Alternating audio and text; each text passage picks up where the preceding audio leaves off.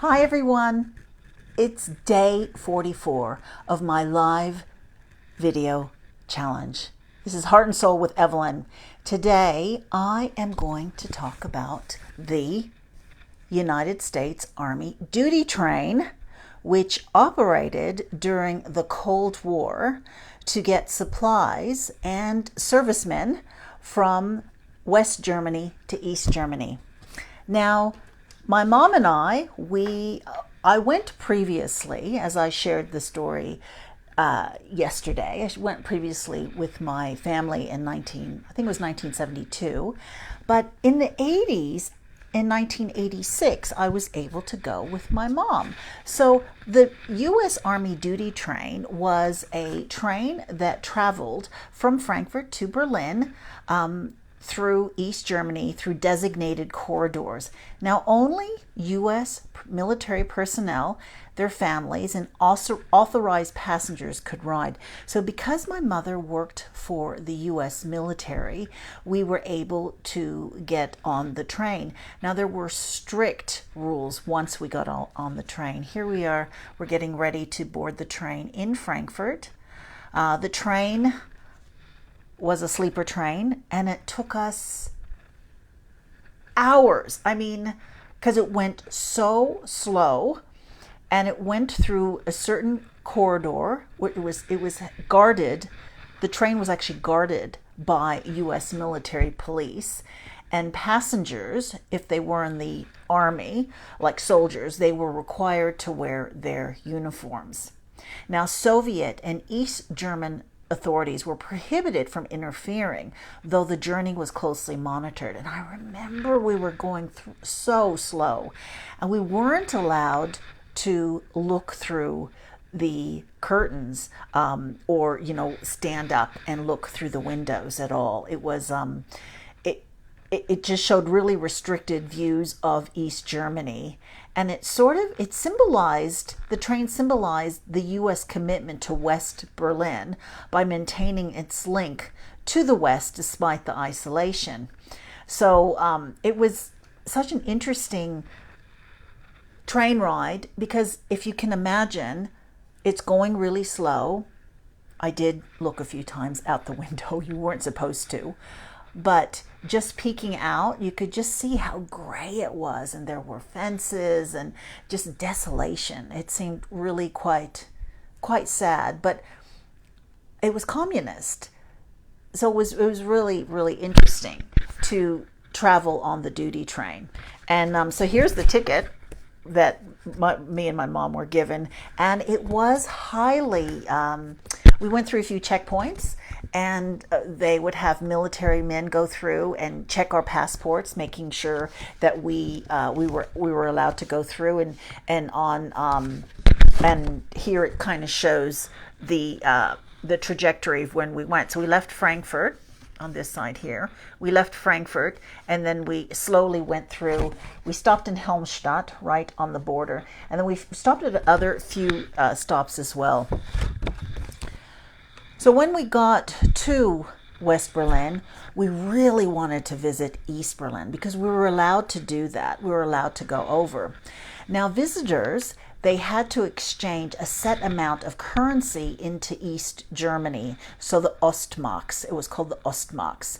Now, this money could not be converted back, so visitors were encouraged to spend it in East Germany. Now, there were lots of highlights that you could visit, you were allowed to visit.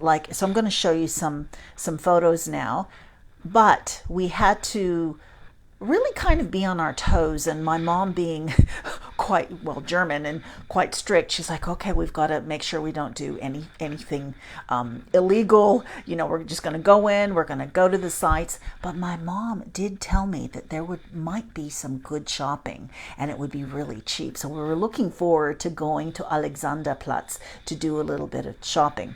So what I'm going to show you first is one of the war memorials, which is called the Neue Wache. I'm going to show it here. This is a picture that was taken back in I think it was about in the 50s. But the Neue Wache, that stands for the watchtower. So it was a war memorial, and it also had the changing of the guards. So it looked like this, but I don't look like that, sort of like a neoclassical columned building. And then here is the changing of the guards. And they had the changing of the guards every hour on the hour. So we were able to see it. I mean, there was this formality that the East Germans and the soldiers, they wanted, I guess, to show to the West that they were, I guess, following the rules. And here's me and my mom in front of one of the soldiers there. Now, another place that we went to is we went to Alexanderplatz. Alexanderplatz was an area that we could go to as well, and they had shopping there. And my mom was telling me that she really wanted to get a Leica camera. And so we went in and we got really excited. We found a Leica camera, and then we went clothes shopping as well. And everything was so cheap. So we're getting quite excited because we're thinking, oh, well, this is how much we can buy all this for this, the marks, the Ostmarks that we had exchanged. When we went to pay for our stuff, the lady looks at us and says, oh, well, that price is for the East Germans, but for people who have come from the West, there was another price. And it was so much. And I didn't really understand because my mom was speaking to the shopkeeper. And then all of a sudden she just grabbed my arm and she says, come on, let's go. And I'm like, Mom, but our stuff, what about all of our stuff?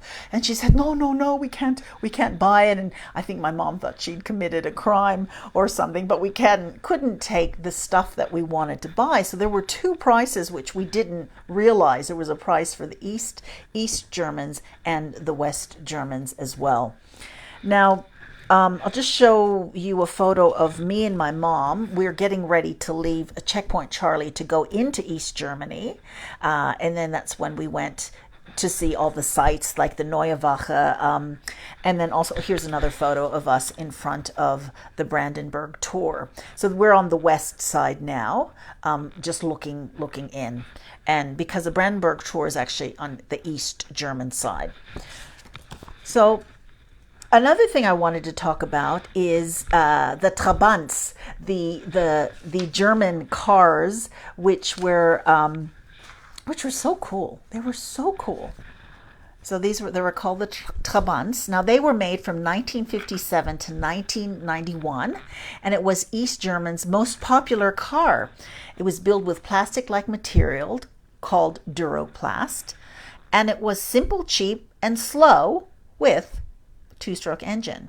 Though basic, it symbolized East German ingenuity and was in high demand despite 15-year waiting time. Now, after the fall of the Berlin Wall, it became obsolete, but now it is a beloved icon of Cold War history and also a collectible item. So I wanted to show you that car, which is, so it's called a Trabant, but a lot of people have the nickname of, they call it a Trabi. So so I thought I would share the story of my mom and I catching the duty train from Frankfurt to Berlin. This was our ticket right here. And just us visiting East Germany.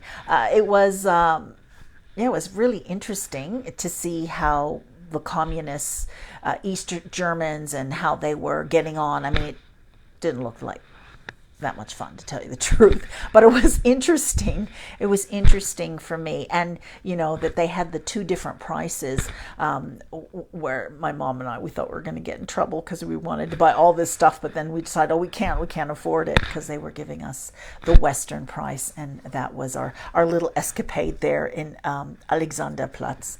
So it was a really interesting time, so I thought I would share that. Tomorrow I'll share some more of my story of living in Germany in the late 80s and different things that I was going through. And then later on in the week I'll talk about the fall of the Berlin Wall and how that impacted Germany and impacted the world, really. So thank you so much for joining me today. If you want to leave any comments, if you also went to East Germany before the wall came down, share your stories. I'd love to hear what you had to share, what you have to share. Also, if you were on the duty train, if you happen to be on the duty train, share some of your memories as well. I would love to hear them. This is Evelyn. This is day 44 of my live 77 live video challenge. And this is Heart and Soul with Evelyn. See you tomorrow.